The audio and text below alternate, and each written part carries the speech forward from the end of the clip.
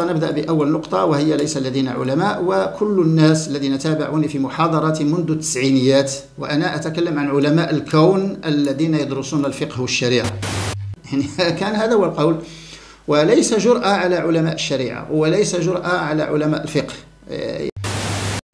يعني كانت حول ظاهرة الإسراء والمعراج، ظاهرة الإسراء والمعراج، وأنا أحفظ كتاب الله، لا يمكن يعني أن ينكرها أحمق، لا يمكن أن ننكرها.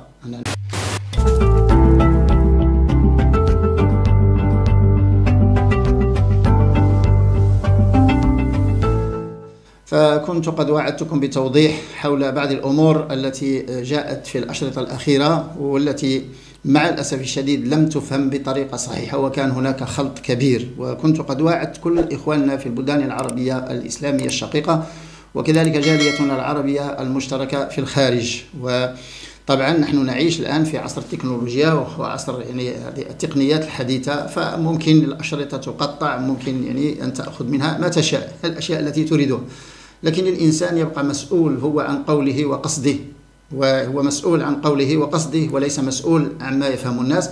وأنتم تعلمون أن الشاعر حتى في الجاهلية الشاعر هو الذي كان يحلل شعره، والذي كان يعني يبين للناس ماذا يريد أن يقول بشعره، فهذه كانت قاعدة دائما عند العقلاء طبعا.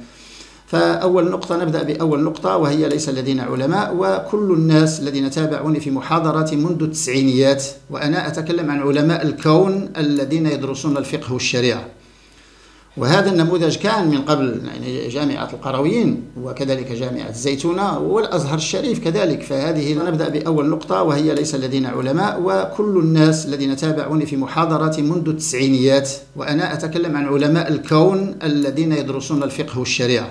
الجامعات كان يتخرج منها أطباء ومهندسون ودارسون للتكنولوجيا والفضاء والفلك في نفس الوقت، يعني حافظين كتاب الله ودارسين للفقه والشريعة. هذا هو النموذج الذي كنت أتكلم عنه. ليس لدينا هذا النموذج، لا زلت أقولها إلى حد الآن بشهادة الأساتذة الجامعيين كذلك، فليس لدينا هذا النموذج، يعني علماء الكون الملمين بالفقه والشريعة.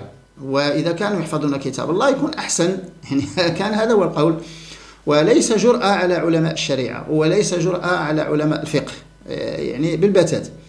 وبهذه المناسبة يعني زارني بعض الإخوة هذو الأساتذة في الجامعات الذين يدرسون الفقه والشريعة، زارني بعض الإخوة مشكورين يعني وجزاهم الله خيرا، هذو عقلاء إنهم يدرسون الشريعة والفقه، وهم كانوا يعلمون، يعني أساتذة كانوا يعلمون جيدا قولي، فزاروني، ويعني لما تكلمنا عن هذه المسألة فهم الذين أخبرونا بأن هناك خلط وسوء فهم، فيعني وأصدرت يعني بلاغ كتابي في المسألة بأنني لا أعني يعني الفقهاء ولا علماء الشريعة، أعني العلماء الكون، يعني أطالب ولا زلت أطالب بعلماء الكون الذين يدرسون الفقه والشريعة، وهو شيء ممكن، يعني شيء ممكن. لماذا لا يكون لدينا هذا النموذج؟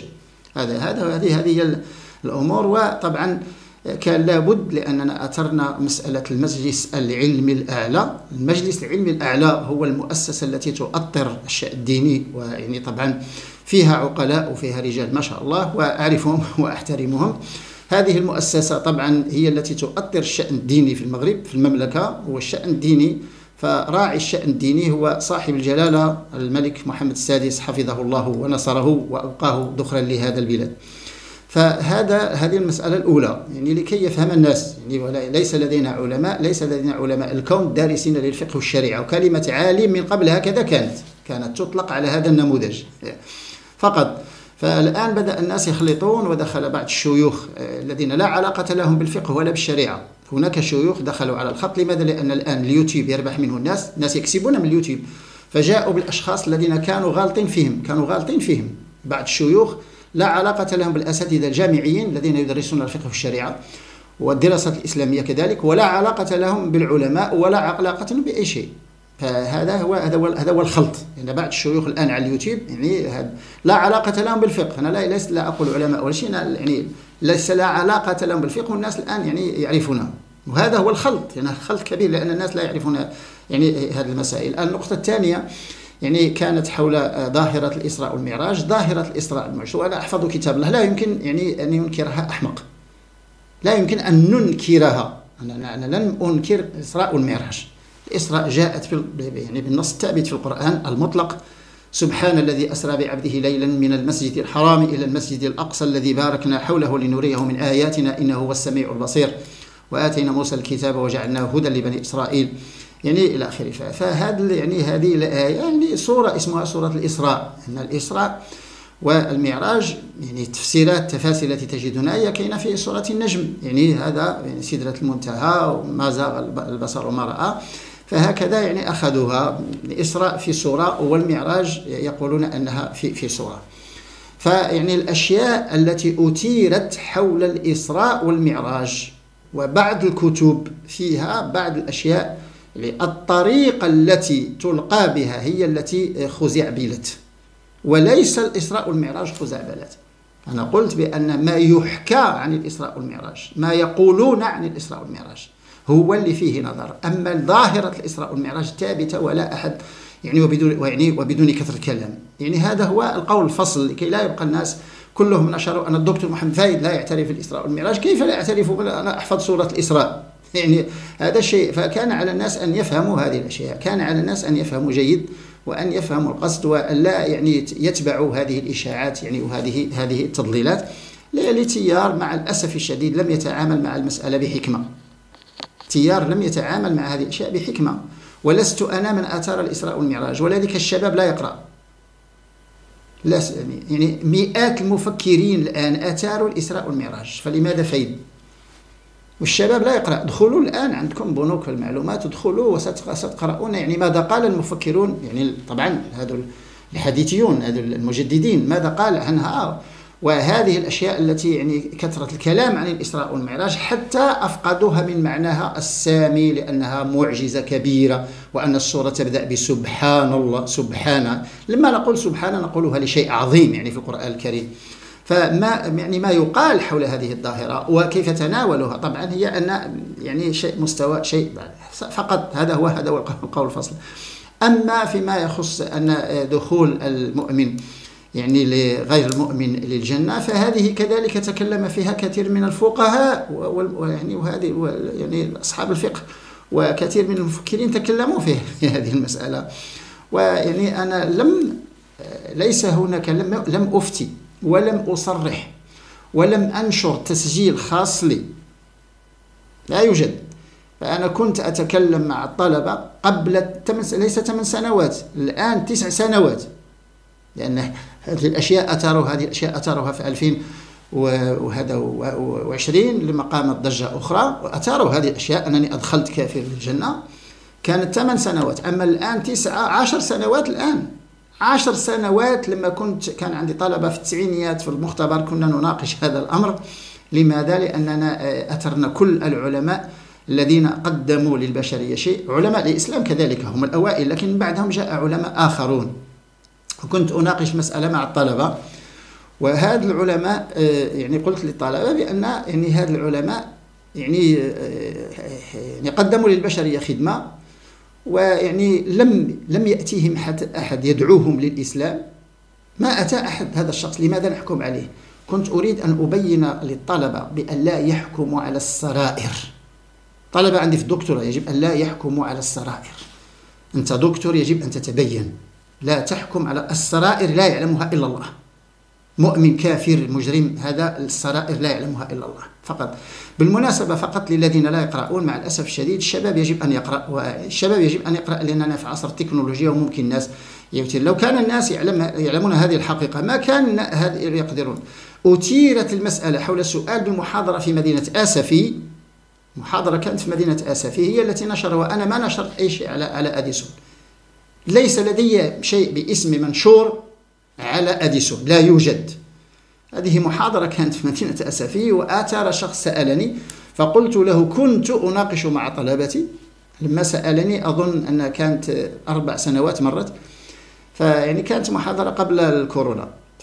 قلت له كنت أناقش مع طلبتي فقلت لهم إن الله لا يظلم، إن الله لا يظلم، ولذلك يكون كل الأمور يعني القسط، فالله سبحانه وتعالى يقسط يحكم بالعدل. فقلت هذا الشخص قدمه هكذا، قلت في المحاضرة كنت أناقش مع طلبتي هكذا يعني في التسجيل.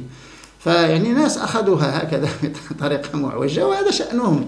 هذا شأنهم. احنا كنقولوا في المغرب واحد المثال يعني كل واحد فمه عنده. غير بالمناسبة فأينشتاين، بالمناسبة فقط للذين يريدون أن يتوسعوا الأمر، فأينشتاين اعترف بوجود الرب. يعني هذه ثابتة. نيوتن اعترف بوجود الرب. باستور اعترف بوجود الرب. نيكولا الذي اكتشف الأنسولين، هذه أشياء موثقة ممكن توسع فيها وممكن يعني نجمعها. أنا عندي معلومات. هذا يعني باستور اعترف بوجود الرب. هذا نيكولا الذي اخترع الأنسولين، نيكولا هو الذي اكتشف الأنسولين، اعترف بوجود الرب. أديسون بلسانه، أديسون يقول شخصيا: أحترم جميع المهندسين في الكون وأكبرهم الله سبحانه الرب، وأكبره الرب.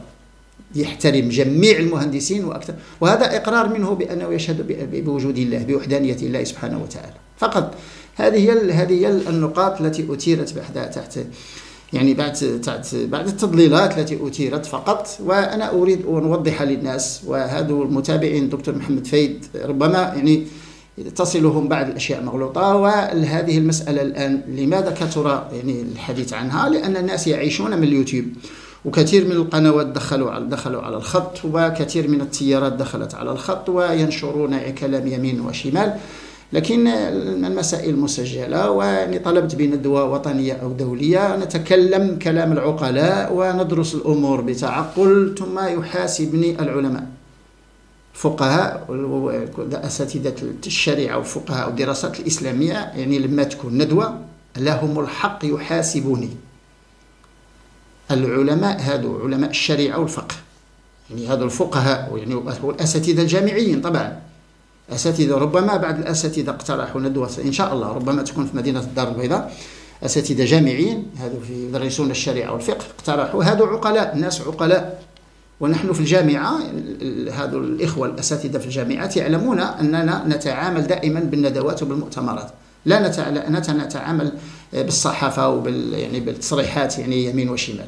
نتعامل لما يكون مشكل ويكون معضل، يكون أمر، يكون مؤتمر ويكون ندوة ويتكلم الناس، آنذاك يحاسب بعضنا البعض. ما عاد هذا الأمر، ليس لأحد الحق أن يحاسب أي أحد، ليس لأحد الحق أن يحاسب أي أحد، لأن لما يكون ندوة ويكون مؤتمر تكون مسؤولية ويكون شهود كثير.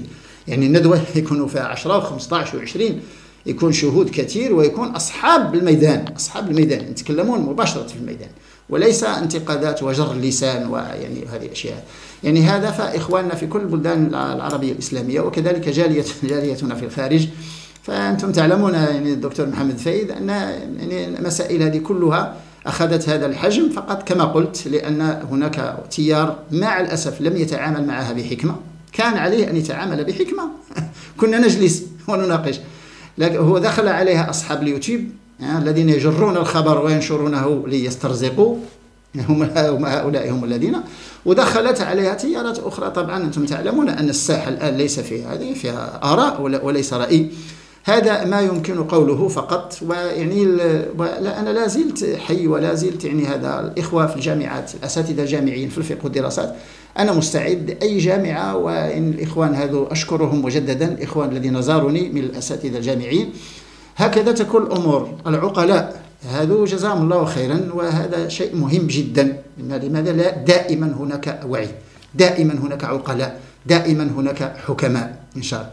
فإن شاء الله يكون خير. إن الله هو الذي يهدي القصد، يعني الله هو الذي يهدي السبيل ويهدي القصد كذلك للناس. تحية طيبة لكم جميعا، السلام عليكم ورحمة الله تعالى وبركاته.